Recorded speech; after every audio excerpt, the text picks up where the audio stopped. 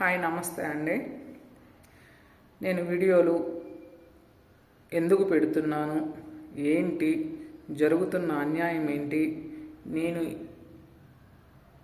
నా భూమిని కాపాడుకోవటానికి నేను సోషల్ మీడియాలో వీడియోస్ పెట్టాల్సి వస్తుంది.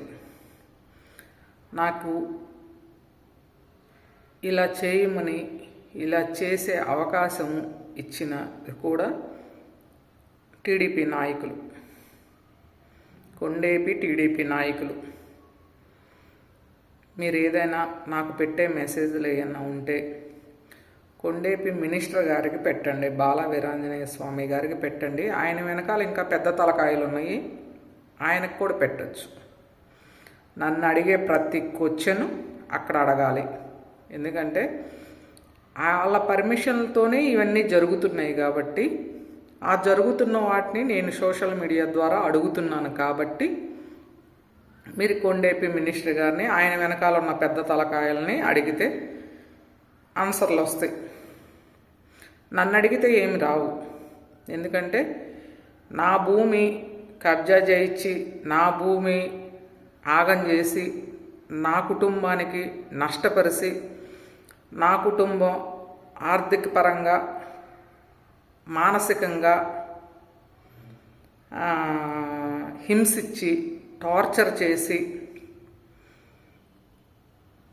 వ్యవస్థ అనేది కొండేపి నియోజకవర్గం టీడీపీ నాయకుల నుంచి జరుగుతుంది.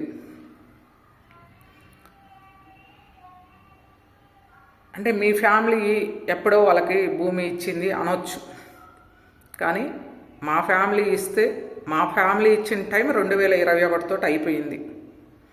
వాళ్ళని కొనసాగించమని చెప్పేసి మేము ఎవరిమీ చెప్పలేదు, కానీ రాజకీయ నాయకుల పర్మిషన్ తోటి వాళ్ళు కొనసాగుతున్నారు. మాకు రెంట్ కట్టకోకుండా మమ్మల్ని టార్చర్ చేస్తూ ఊర్లో ప్రెసిడెంట్ దగ్గర నుంచి మండల అధ్యక్షుని దగ్గర నుంచి ఎవరో అక్కచెరువుపాలెం కృష్ణ దగ్గర నుంచి నర్సింగోల్లో ఒక ఇద్దరు నాయకులు ఉన్నారు, వైసీపీ నాయకులు టీడీపీ నాయకులు, వాళ్ళ దగ్గర నుంచి అందరూ కబ్జాకి మద్దతు ఇచ్చేసి ఈ మద్దతు ఇచ్చిన వాళ్ళంతా తీసుకుపోయి మినిస్టర్ గారి దగ్గరకు చెప్పేసి ఈ స్టోరీ అంతా జరుగుతుంది రాజకీయ నాయకులు ముసుగులో జరుగుతుంది. ఎందుకంటే ఒక్క మహిళ అదేం చేస్తుంది, దాని ఇంట్లో ఉంది 4 ఓట్లు, అదేం చేస్తుంది అని మీరు ఏమన్నా క్వశ్చన్స్ వేయాలనుకుంటే మినిస్టర్ గారిని వేయండి.